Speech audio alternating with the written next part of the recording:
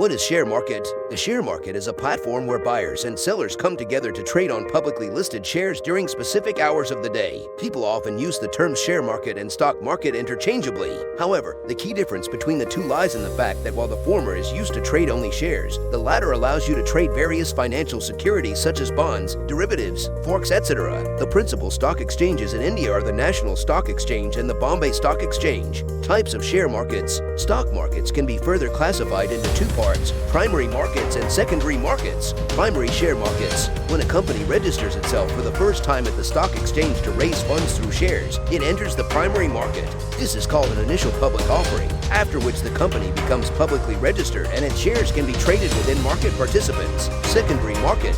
Once a company's new securities have been sold in the primary market, they are then traded on the secondary stock market. Here, investors get the opportunity to buy and sell the shares among themselves at the prevailing market prices. Typically, investors conduct these transactions through a broker or other such intermediary who can facilitate this process. What is traded on the share market?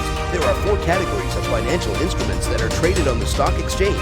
These include 1. Shares. A share represents a unit of equity ownership in a company. Shareholders are entitled to any profits that the company may earn in the form of dividends. They are also the bearers of any losses that the company may face. 2. Bonds. To undertake long-term and profitable projects, a company requires substantial capital. One way to raise capital is to issue bonds to the public. These bonds represent a loan taken by the company. The bondholders become the creditors of the company and receive timely interest payments in the form of coupons. From the perspective of the bondholders, these bonds act as fixed income instruments where they receive interest on their investment as well as their invested amount at the end of the prescribed period. 3. Mutual funds. Mutual funds are professionally managed funds that pool the money of numerous investors and invest the collective capital into various financial securities. You can find mutual funds for a variety of financial instruments like equity, debt, or hybrid funds, to name a few. Each mutual fund scheme issues units that are of a certain value similar to a share. When you invest in such funds, you become a unit holder in that mutual fund scheme.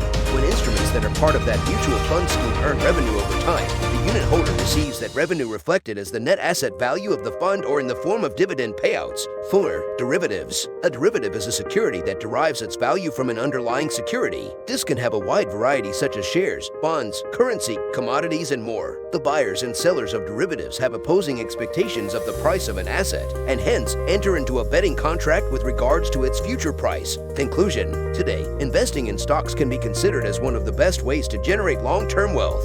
With a strategic investment plan, any investor can achieve their long-term financial goals with the help of the stock market.